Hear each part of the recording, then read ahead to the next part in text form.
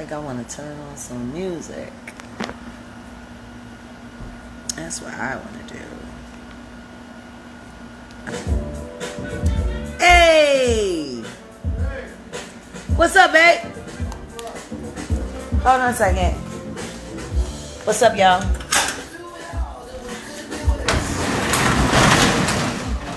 Welcome to the barracks. The Triple D barracks. Philadelphia headquarters. So I had posted up early this morning that what's up?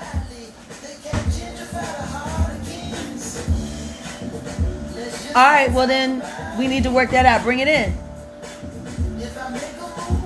Bring it in. Yeah, the work never stops. My husband's sitting over here like, we gotta do.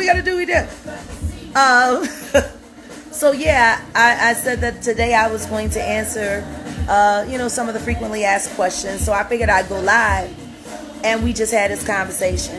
So I just saw somebody, how about a reunion with the Roots? Okay, play a reunion. I guess it's time to have these conversations. Now that I'm going back, I'm starting all over again, and I'm rebuilding it all. Hey, what's up? A reunion with the Roots for me, it could only happen if like three things happened. What's up, Skate? I wish this was an easy way. There was an easy way to talk about any of this, because my relationship with the Roots in this era of my life is heartbreaking. Let's get this one thing straight when it comes to the Roots. I love them. I will always love them. I will always love the time that I spent with them. And I always knew, even back then, that my time with them was going to be short-lived. My career was never about everyone else. It was about me.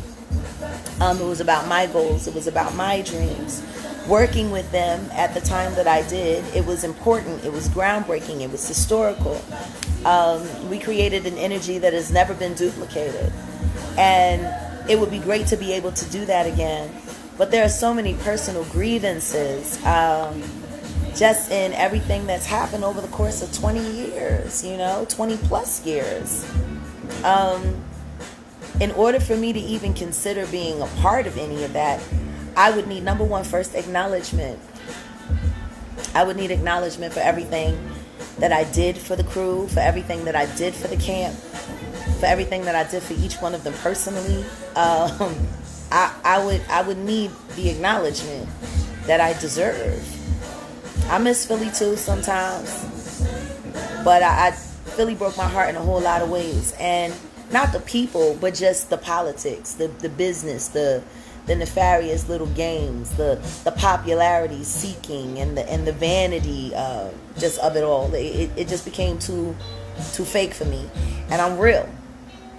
I'm a real Philly girl. I don't pretend to be a Philly girl. I'm a real Philly girl.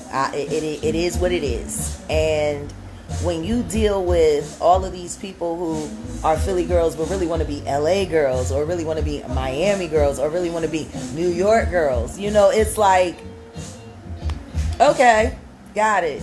I'm the real deal. I've never faked it. Love home, but home broke my heart. Because there's just very little loyalty. There's such little loyalty. I supported everyone. When Jill Scott's first 2 albums came out, I went to the store, I bought 20 copies on the first day, and then I went back and I bought 10 copies every day after that. I did the same thing with Belial. I went around the street. I would go to FYE, and I would buy like $400-$500 worth of CDs and just walk around the streets, handing them out to people, saying, I need you to listen to this, and then go tell 3 people to buy this album. It's amazing. And when I would bump into them on the streets, they would say, you were right. Somebody stole my copy. I had to go back and actually buy one. That's what I did for my peers, for Belial, for Jill, for music, for Kindred Family Soul. Like, I was always a heavy supporter. I'm a big supporter. I'm a pusher. You know what I mean? I don't need to be great by myself. I need everybody that I roll with to be great. See, greatness isn't about how good you look amongst the crowd. It's how good the crowd that you're with looks. Now, if everybody else is doing okay and you got that one guy that says, yeah, he the man, he did this, he did that. I mean, what it looks like is somebody who's seeking attention. It looks like someone who needs constant validation at all times. But if everybody that you rolling with is a beast in their own right, if everyone that you rolling with, you know what I mean, is strong, y'all move together. Now, see, that's that 300, mentality. I don't know if y'all remember that movie about the 300, but I love it. I live by it. I believe everything that's in it. Cut the weak and let the strong move on. No one man is greater than the other. We stand together. We live together. We rise together. We fall together. I'm a Spartan at heart. But not everybody thinks the Spartan way, So when you're an artist dealing with other artists who you happen to be signed to, and all right, number one acknowledgement I would need from the Roots in order to really be able to be for me to even consider wanting to have any dealings, like as far as business is concerned, I would need them to acknowledge that my first album, Denials, Delusions, and Decisions, was never submitted because we were managed by the same management crew, and it was decided that no other album in the crew was going to be submitted for Grammy nomination other than the Roots. They didn't want any of the votes to be split or whatever the case may be. So my first album was never submitted. What's even crazier is the Academy wanted to submit my album for Grammy nomination for consideration, but it was not. So to this day, Denials, Delusions, and Decisions, that was released January 29th of 2002, has never even been submitted for Grammy nomination, which is kind of awesome in a way, because even though it was released and it was still never submitted, it could still be a new submission technically, which would be really, really, really awesome. Yes, Richard Nichols, which would be really awesome if I could put my album up, my first album up for Grammy nomination 20 years later and actually win. That would be amazing. Now that's a story that I want to create. But yeah, I would need acknowledgement on that. I would also need acknowledgement. Triple D. I believe my first album was Grammy nominated. It was deemed number one album of the decade by the Associated Press, which to me I thought was a bigger deal than getting a Grammy. But the Grammy would have been nice. The acknowledgement would have been nice. I would also need them to acknowledge the fact that nobody made me. Nobody made me. Nobody invented Jaguar. Now, Jaguar was crafted and cultivated by Richard Nichols. Richard Nichols trained me how to be a monster. He saw the monster in me, and he knew I didn't know what to do with it because I was young. I was just raw energy, raw material. And Richard Nichols, as a sculptor, he sculpted us. The Roots, he created all of that, just everything, so brilliant, and just the opportunity to work with him was worth all of the slight and all of the disrespect. You wouldn't think that a group like the Roots were misogynistic in any way, but they are. I don't know what they are now because they're older, but they were very misogynistic. It was not easy to be a girl in that crew, but they were easier than the other rap crews. That's why I didn't have a problem with working with them, because at least I knew I wasn't going to get raped on the tour bus. I won't say who I thought would rape a female artist on the tour bus with a bunch of men, but that's the one thing I never had to worry about with the Roots. I can tell you that. I never had to worry about anybody creeping in my bunk in the middle of the night and ripping my panties down. There's so many awful horror stories that girls, working their way up in the game go through. So I never had to worry about them doing that. They never raped my body, they just raped my pockets. That part. They just raped my pockets. I would like acknowledgement of that as well. I would like acknowledgement of the fact that while I was out doing my promotional tour and then working with them on their tour, which they were underpaying me for, but I was there for the support because I believed in Richard Nichols. And I believed in the utopian society we were supposed to be building amongst artists. Let's not talk about the fact that they paid Jill Scott more than me for appearances. They paid Music Soul Child more than me for appearances. And I was told, you're part of the crew, so you don't need to make more money because you're part of the crew. And all of this is in support of what we're doing for you. Got it. So even though I'm the one who brings the people to the audience, even though I'm the one who brings the people to the stage, even though I'm the one that clubs made the marquee player because I was the only person that could keep people in a room, even though that's who I am and that's the kind of energy that I draw, and I'm speaking about Black Lily, even though that's the kind of energy that I draw, I still only get paid $500 an appearance when I work with my own crew.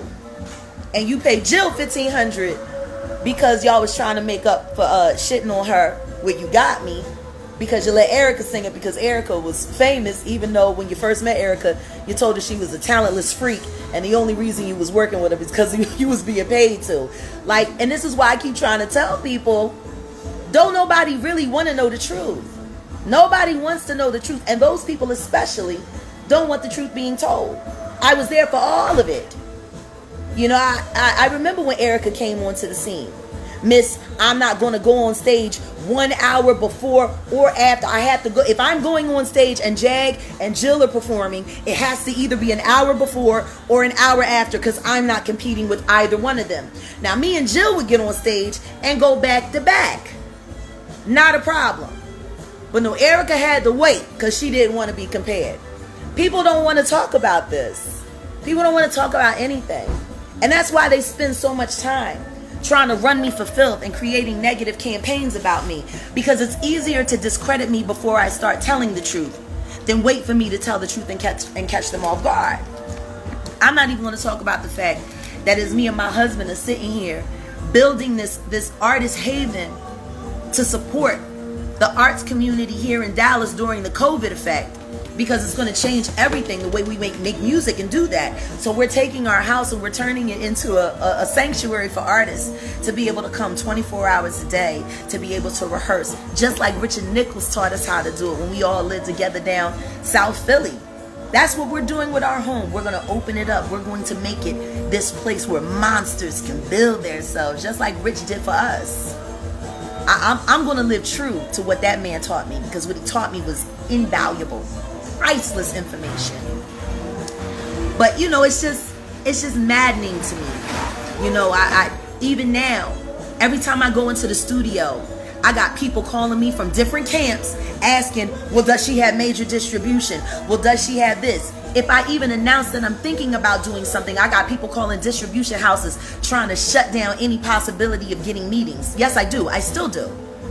Sean G from G Financial still tries to tell people that I'm crazy and not to work with me and that I'm impossible and that I'm this and that I'm that, because I told him he couldn't be my manager anymore because you was cutting checks to my ex-husband behind my back without my knowledge. That's why I stopped working with Sean G. I'm going to put it out there. I was in Europe on the road, and you sitting there cutting checks to my ex-husband, and nobody's telling me that y'all digging in my money. Now, if I was really the monster that people tried to say that I am, why didn't I just bring it to his office? I didn't bring it to his office. I just went to the bank. I emptied all of the accounts. I created another account and I left $13 in there. And when he went to the bank and he checked the account, I just checked your business account. There's only $13 in there. I said, yes, I left you with what I thought you were qualified to manage. I don't care if I am married to that dude. I don't care if he is my husband. If his name ain't on the account, you ask me before you cut a check for anybody. And I don't think that anybody would call that crazy. That's just common sense. You don't know the state of my marriage. And if you did know the state of my marriage and you was cutting them checks behind my back, you definitely not somebody I need to do business with. I can't trust you. You know, that was another big problem in the Roots crew. Trust. Let's keep it a bean. The Coca-Cola. I need acknowledgement on Coca-Cola. When Coca-Cola came to Philadelphia for the Neo Soul movement, I had the first commercial. They came to the OK Player show and saw me and said, we want her. It was me, it was Alicia Keys, and it was Tweet that was being considered. It was my live performance that sealed the deal for me. Now, they wanted to use a Rinnerband in the commercial. But being loyal to the crew, I said, no, why don't the Roots just do it with me? Let's just keep it 100. So let me tell you what that commercial shoot was like while I was 5.5 months pregnant. And been touring consistently in stilettos. I get there and find out I don't have no trailer because the Roots had taken my trailer off of my commercial. Now I got to share a trailer with Fatima, me and her looking at each other sideways like, yo, it can go down if you wanted to. It was very uncomfortable. I'm pregnant, but they all up in my trailer, in my commercial. It was not the Roots commercial. It was a Jaguar Wright commercial. And Jaguar said, let's keep it family and have the Roots in it. See, that's the big problem. Nobody can say that they made me. I came as Jaguar. I left as Jaguar. I'm still Jaguar. Nobody made me. Jay-Z didn't make me. The Roots didn't make me. I made me. I wasn't there because I asked to be there. I was asked because y'all called me because you needed me to do what I do. I produce excellent, brilliant artistry at all times on demand. I am nothing but pure energy. Y'all have tried to get I don't know how many bitches to try to emulate what I've done with you. Doesn't work. And I'm not saying those girls aren't talented. They're just not me. People want to know why I could sit back for 12 years and just keep it on the cool. I'm going to tell you why. Because when I was done with my ex-husband, I wasn't paying him another dime. Not another dime. When I got to pay a forensic accountant $60,000 to tell me there's millions coming up missing somewhere, millions have been mismanaged, but my husband's supposed to be my manager, but you getting checks cut on the low while I'm in Europe from my so-called business manager. Like I'm the first woman to get ran through in the pockets by a dude. I'm going to tell you how unfair this business is. The men get groupies and baby moms. The girls, we get managers and husbands. Most of the time your manager is your husband because your husband's trying to be around and make sure you ain't getting, somebody slipping something into your drink and getting some dirty pictures on you so that they can blackmail you into doing a show for $10,000 less. Yes, that happens. It happens. That's why this whole Me Too movement is so funny to me. Watching that whole R. Kelly stuff was insane to me. Because half of the people that was on there acting surprised were helping him do what he was doing.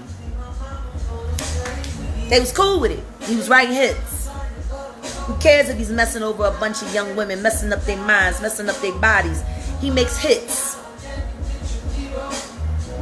I got bad memories of him in Philadelphia at Larry Gold's studio. I got bad memories.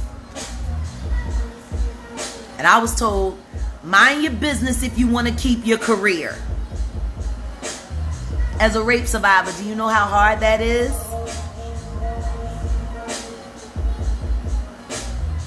To know what's happening, because it happened to you and hate it, but everything that you worked for to get to this point where you making moves, you doing it, and if you do the right thing, it's over.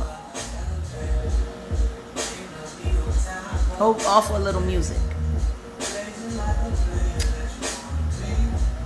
Yeah, it's interesting. So people want to know why I come and gone, why I disappear, why I do this and I do that.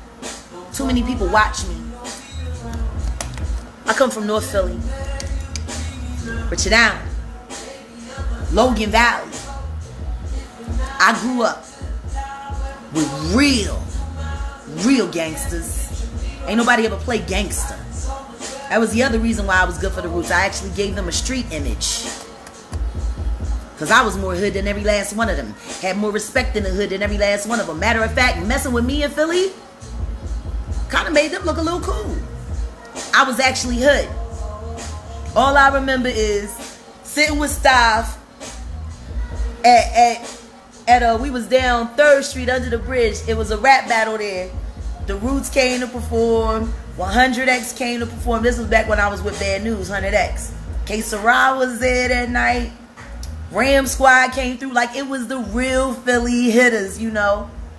Bahamadia was supposed to be coming through, but she didn't. I think they false advertised. Tony don't miss no engagements.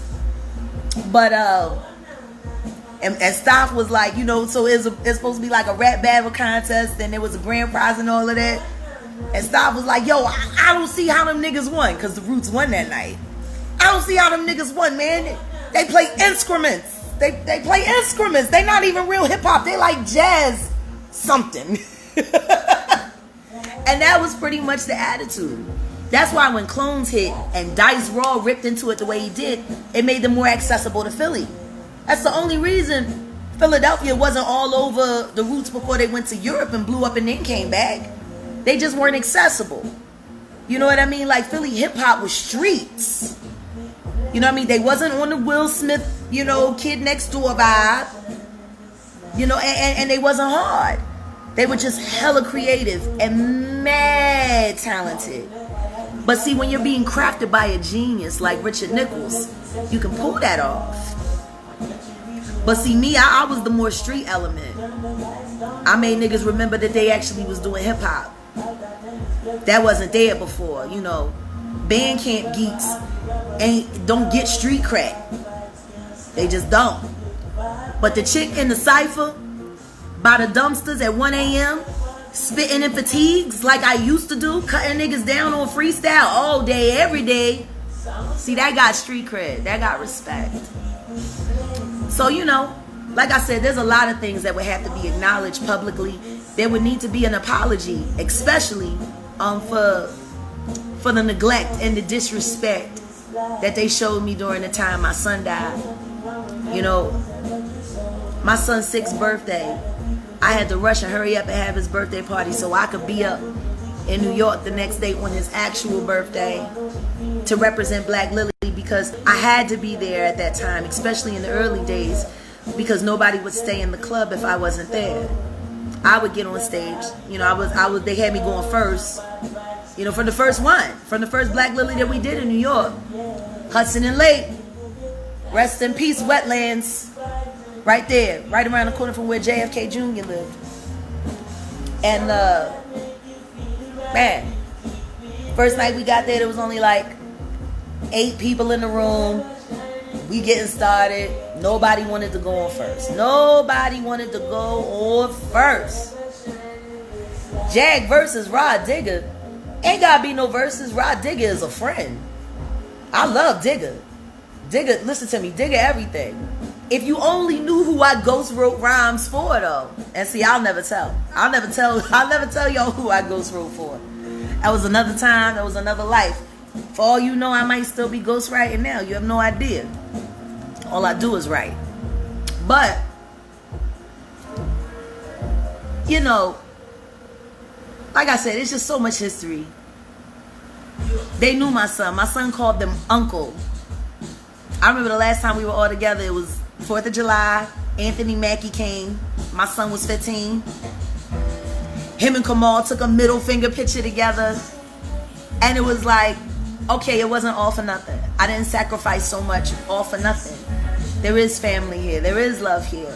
So for me to only get text messages and nobody actually call me or ask me if there's anything that they could do, or just to sit with me and say, oh my God, I remember G when he was a baby, you know, nothing. There was no nothing. It was just, oh, I'm sorry, I'll call you later, we're taping. So go back to your little funky ass TV show and leave me alone in my real life then. You ain't gotta fucking call me. You ain't gotta call. You don't think you need to call me? If something had happened to any of their children, I would have been on the phone. I would have been one of the first. What can I do? Is there anything I can do to help? Like, I would have been just, no matter how long it's been. Like, when you've spent that kind of time, that kind of intense time with someone else, it doesn't. Jaguar versus Missy Elliott. I ain't got a verse. Missy Elliott is Missy Elliott. We 2 different worlds. And plus, I'm a fan. I couldn't even battle Missy Elliott. I could not battle Missy Elliott. Because I'd be sitting there like, damn, she's still dope as hell. I remember when Missy first started. I remember when her and Tim first came to New York. Yeah. Much salute to Dr. Missy Elliott.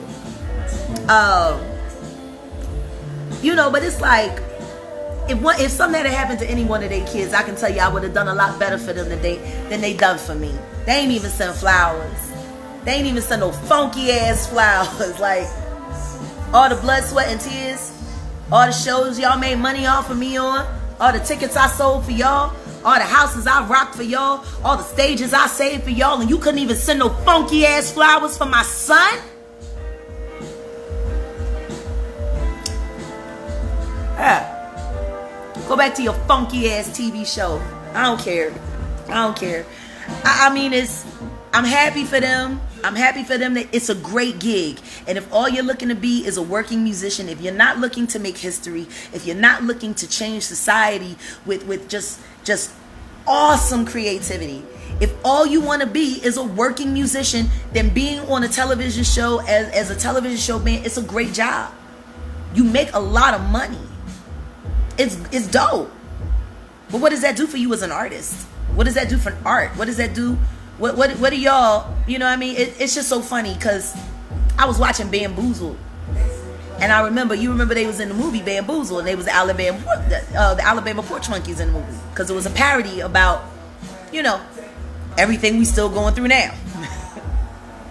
And it's just so funny. They were the minstrel show band in that movie. And I don't know, I just see a symmetry. I don't know how you do a show where you're doing Hip Hop 101 and Justin Timberlake is the curator and you're playing behind him. I don't understand that. I don't understand how you do a Hip Hop 101 and y'all haven't invited Kenny Parker yet. How do you do a Hip Hop 101 without KRS-One? Like, if you're going to do a Hip Hop 101, teach something from a real teacher. That's all I'm saying. Like, I don't hate on the show. I understand its entertainment value and its necessariness for, you know, society or whatever, especially in the COVID time, you know, people just trying to stay entertained. Because being outdoors isn't safe. Like I said, great gig. I'm not hating. I could just never do that shit. It would drive me crazy. It would drive me crazy to have to be the same thing over and over and over and over and over and over. And there is no growth. There is no expansion. That's not me. That'll never be me. The closest I might get to it is a Las Vegas showcase. And that'll probably be a revolving kind of thing. I believe that every performance should be new. I believe that we should give you more. I believe that we should grow.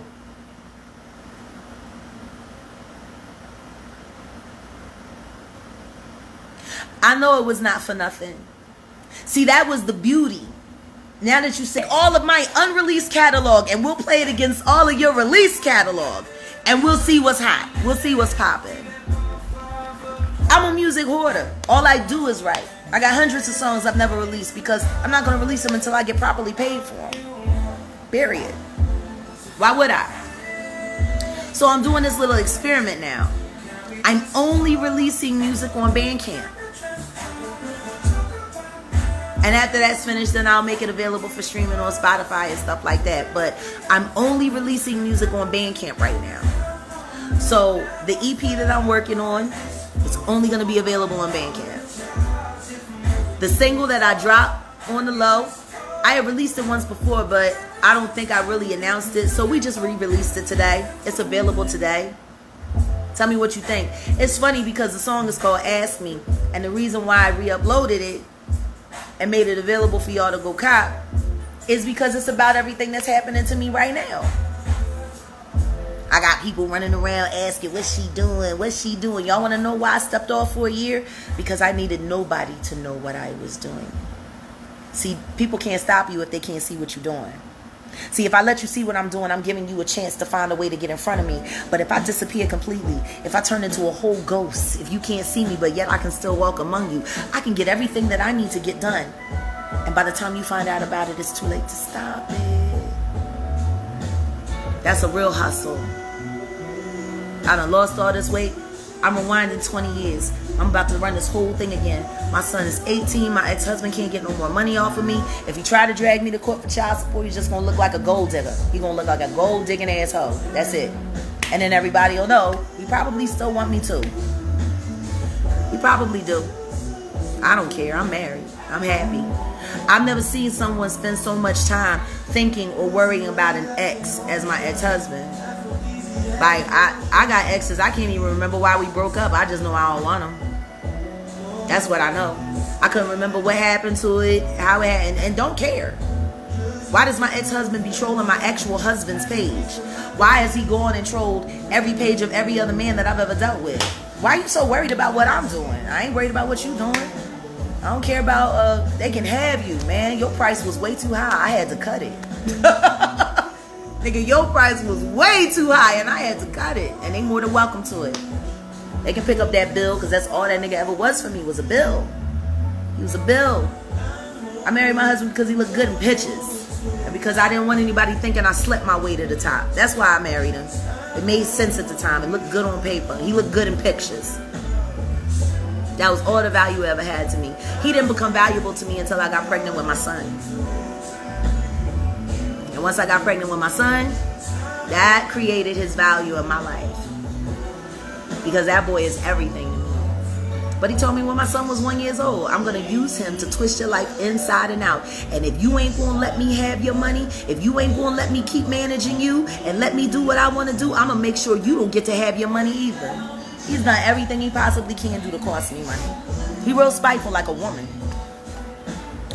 You know, which is troubling as a man. You know, why you on this female stuff? Why you chasing me down? Why am I the dude? Why do I keep moving on? Why am I remarried and you never been? In all these years, there wasn't nobody out there that you wanted. Ain't nobody that wants you. But no, you just want to keep taking me to court. I guess. I don't know. I ain't got that kind of time. That's why I'm just glad my son is 18. So, this is what it is. You know, I'm calling people out. I'm calling people out. And I'm answering questions and I'm being honest. I have nothing to hide. I've been recording for over 30 years now. I've been performing live for over 25 years now. And the anniversary of my first album comes in a year and a half. And we're going to start that clock all over again. We're going to start that clock all over again. And then I'm going to walk you through everything else. This space, the power station, the house that we're turning into an artist haven, this is everything to me. From the cafeteria to the workstation, we got the laundry station set up there. We COVID friendly. This over here is going to be the lounge and the barber area. We got to get ready to strip all of this down. And then here, this is going to be the live rehearsal area. So the next time y'all see this, it's going to be a drum rise over there. There's going to be some microphones here. We're going to be filming. Upstairs, we have an artist suite. Somebody might want to, come here and rehearse or do some pre-production for a few days and not want to leave. They might just want to work 24 hours around the clock. They're going to have a bed upstairs and a suite in a room, and they're going to be able to order food service because there's a working cafeteria going on. Triple D Cafe. The yard parties are going to be awesome, and, this is what we're doing. This is what we're doing with it.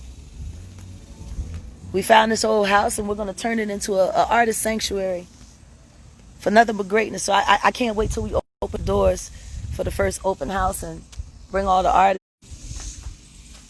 and do it under the guidelines of being loved and protected. It's time for me to be TT to all the artists. It's my job now. I'm TT. I got to show them. I got to show them why it's important to never let nobody take your respect away from you. I got to show them why it's important to never let nobody claim you. I got to show them why it's important to always stand tall. Because it's your gift that's going to get you through. What do you want, Ma? You look at it, what? We got to get the mural up there. We got an artist coming in. He's gonna do the Philadelphia mural right there. And this is the flag. This is our company banner. So we got to get the star put in there. As you see, we got the eagle green, we got the Dallas blue, and the silver in between. It's the one thing they share. Thank you. Thank you. Yeah. It's time for me to teach people how to do what I do. It's time for me to teach people what Richard Nichols taught me. It's time for me to teach the world. So, from here on out, once a week, I'll be putting up a song that you've never heard on Bandcamp. It's only a donation of $1.99, unless you want to leave more. Every week, starting every Friday, I'm going to drop a song you've never heard before. I got 1 million of them. So I'm just going to do that. We're going to see how that goes. And I'll let you in on the writing sessions. We got some dope music we about to do. I'm excited. And this is what we get to have. We get to have life when we ask for it. We get to have whatever life we choose. So yeah, 24/7 art. That's what it's all about. I should never wear black. Tourmaline. What is black? Tourmaline. Well, I'm gonna have to look that up. I'm gonna have to Google that. I'm a smart girl too. I don't know what's the black. I don't know what the black is. Are you talking about my Bluetooth or my T-shirt, or are you talking about my crystal I shouldn't be wearing? This is for my root chakra, to keep my root chakra balanced so I don't pop off and bust somebody in the head. I don't know what that is. I'm gonna have to look that up. Or you should wear black. Oh, I should wear black. See, my eyes. I'm getting older. I should wear black. All right, I'm gonna look it up. Tourmaline, black tourmaline. I'm gonna look it up though. I'm gonna figure it out. So yeah. So I think this went well. I think the frequently asked questions session. I think it went well today. I'm 43 years old. I've been doing this all my life. I'm gonna keep doing it. I'm just gonna do it on my own terms. I don't wear a lot of makeup. I love my hair cut short. I love being natural.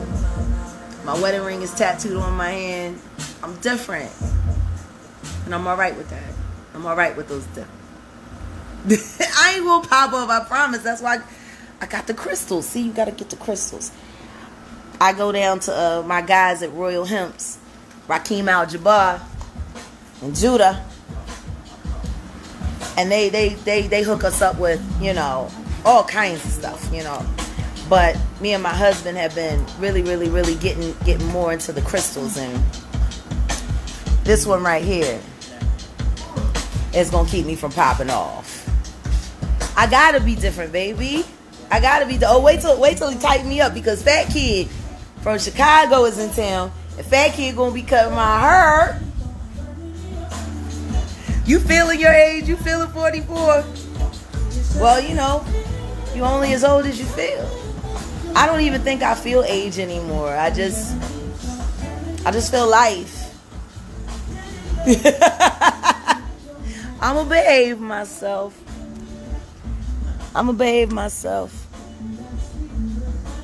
Wow. People wonder why I love living in Texas? That's why. I get to walk down the street. I get to walk out my garage, and I get to see that.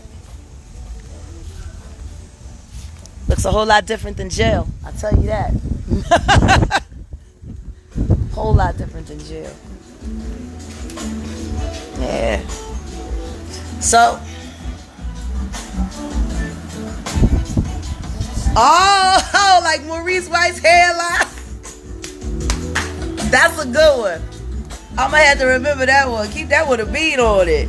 You better be proud to be 44. You live to tell the story. There's some people that don't get there. A lot of people don't get there. And I was supposed to be going to Philly. I don't know. I got like three, four gray hair.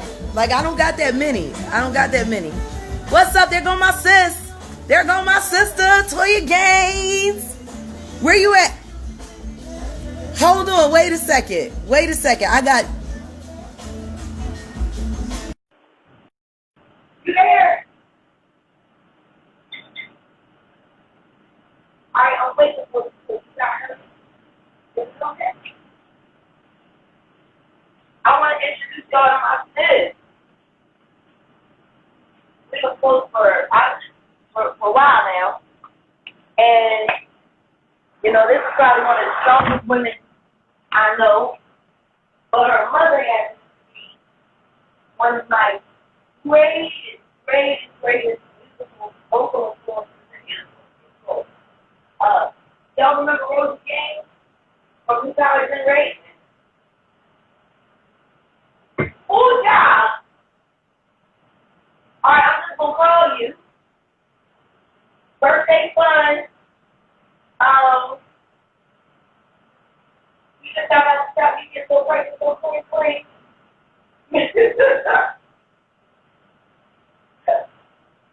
She's in Cali and I'm in Texas. I'm going to call you at night. I got to see you tonight. We got some national hair. So, yo, this I was listening about my girl, game, little legendary coaching game, guys, girls, and South Carolina.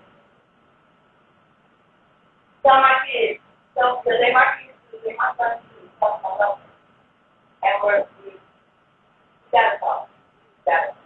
I'll call. So, yeah, now I really gotta go, because I got things to do. I got another round of special orders, the medicated, loaded type of stuff to table. So, doing that. And it's crazy because my invention is like this thing that I'm doing is taking on a whole other life of its own. So, I'm making medicated barbecue sauce with sour cream. All right, I just put sour cream. See, my mom eating a potato now. She came down here and grabbed a potato now. That meat potato ain't no joke. That meat potato ain't no joke. Here, Mom. Oh, you can put it in the other fridge because I got another one out here that's working. So this is what I'm doing. This right here, this is the special sauce right here. This is medicated barbecue sauce. This milligram tablespoon is insane. Now, when I tell you that I'm on to something with this one right here, I want you to imagine what it would be like if I heated up all of this. These are medicated barbecue chicken wings, little fat, little medicated. I'm telling you, they all like to die. And then I got my feet down. I'm down here cooking up a storm. I know there's plenty of people until they didn't miss me. I know. They all came and ate in my house. And one thing I do, I feed you. Because that's how I say I love you. So I thank you, I feed you. That's me. That's what I do, I feed you. Come on over and get to the plate. That's all right, because next time I come to town, you already know. Sunday dinner always happens when I'm in Cali. Y'all know that, like, that's just the rule. When I'm in Cali with my people in Cali, Sunday dinner. It's non-negotiable. Gotta go to the market, get everything early, I put on that dinner, and we eat some time to get those candy. Now I got all the dedicated viewers, the monkey channel with the working sprouts. You don't understand, I'm cooking with him for a decade. I just couldn't do that with the if that thing had grown, my ex-husband was all over me. I need $15,000 a month for child support. $19,000. Nothing. Now I'm going to get nothing else. The box is top. You won't get no bread. So now we can do it. We can do it all.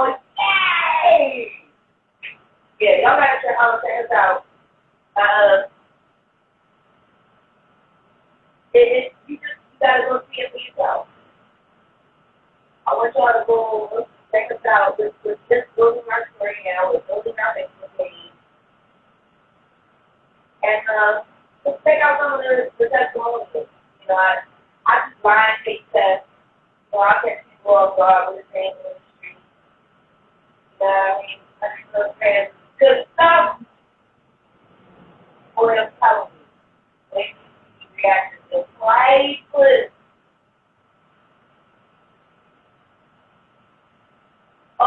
Oh yeah, I am a total food snob. Total food snob. I've been that way. I like eating well. So eating out of restaurants all the time, like great restaurant all the time. If you did it regularly, you just did it up to my house, I would want to eat.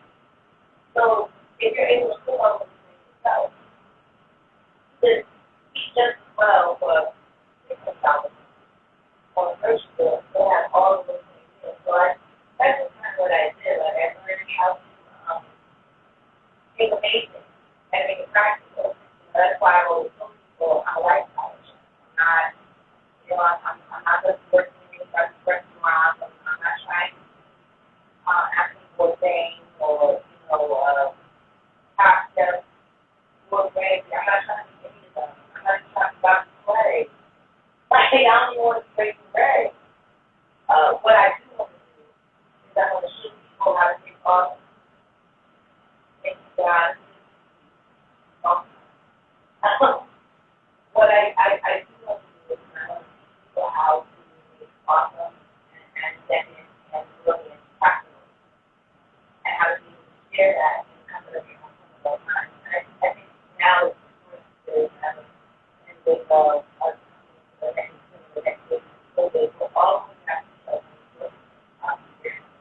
so all of us have to be building our engagement. So, you know, we're starting with that with us, we've been part of that's the first. And so we're challenging everybody to be creative in your own home. You have the best in your home. Like, I don't know, maybe a group of friends get together and rotate, have a different house. You know what I'm saying? But let's start a little bit. Like, put on the list. Like, y'all be becoming, you know, Michelin rated restaurants. Yeah, I think it's possible. I think it's great. And not only that, I think it's bond with the social media a little bit and let's go back in each other's lives. Yeah. So hopefully you'll open up a little where I didn't want to in your own home. And if you like to be a product of me, you're here. More than free to begin or email. And you can let you know how it works. Actually, I'm going to put some on the log and do it. Probably more than I had a big start. I got little bit of medicated stuff I need to do. I'm going to know medicated with bubble cheese, and then we have medicated bar potatoes, but potatoes, crazy. Yeah, everything going on. And then I got salads, and then I have one salad with dressing, vinaigrette, yeah, so that's fun here. And I'm like most dad to stay along the ride. Thank you for being all this. I got to sign off out of the work. I hope I get to share of the frequently asked questions that I get, and I hope that I can do them candidly and that information that's my perspective, you know. I'm a very quiet person. I never really talk about my personal stuff. I talk about who are involved and do it and feel. And I'm living now. There's only way I can feel that I always help now and then feel it. And that's not and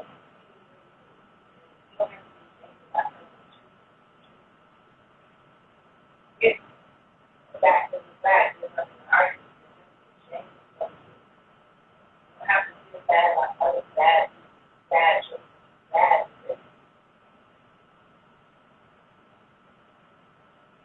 And before I have a house, listening to the side,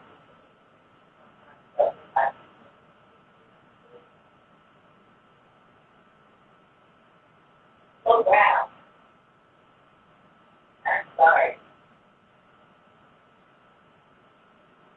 Sorry, sis.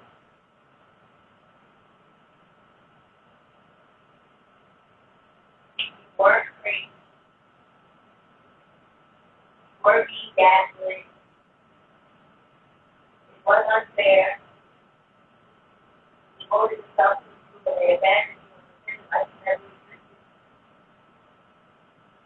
You all complicit in that. And so I secretly,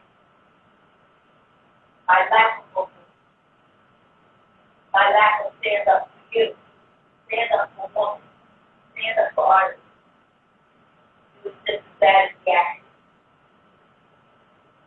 So Brown is so impulsive. Females out of that my life. When people get on stage and the rest of it is good. And ain't nobody playing. When we shot the video without you, I'm not gonna lie, I cried a little bit. Because it wasn't right without you. Rather than having crap, you were putting it in. And that talks about the video that came out. The production company went out of business. It took them $75,000 to make the video, and it went bankrupt. It took my budget with the video was never made. So I guess that was my fault. That was my record.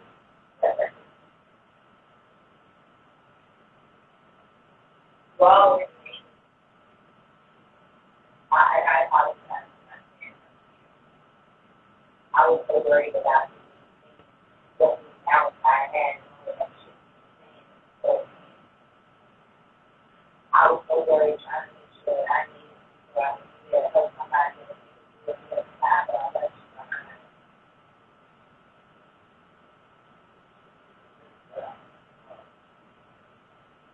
I was volunteering.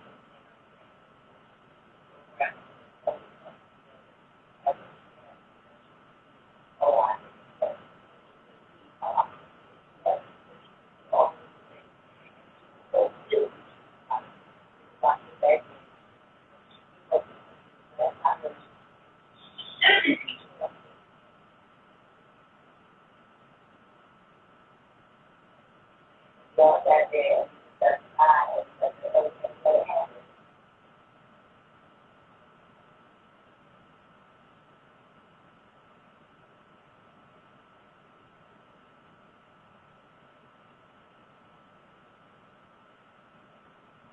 I found some bubbles. It probably is almost sick, but I got the house. I got coach. I got the coach. I got the house.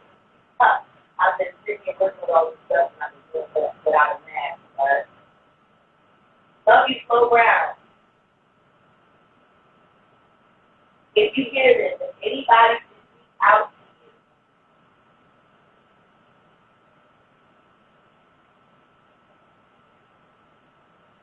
come find me, Flo. We got a record. I got a studio. All you gotta do is show up. Love y'all.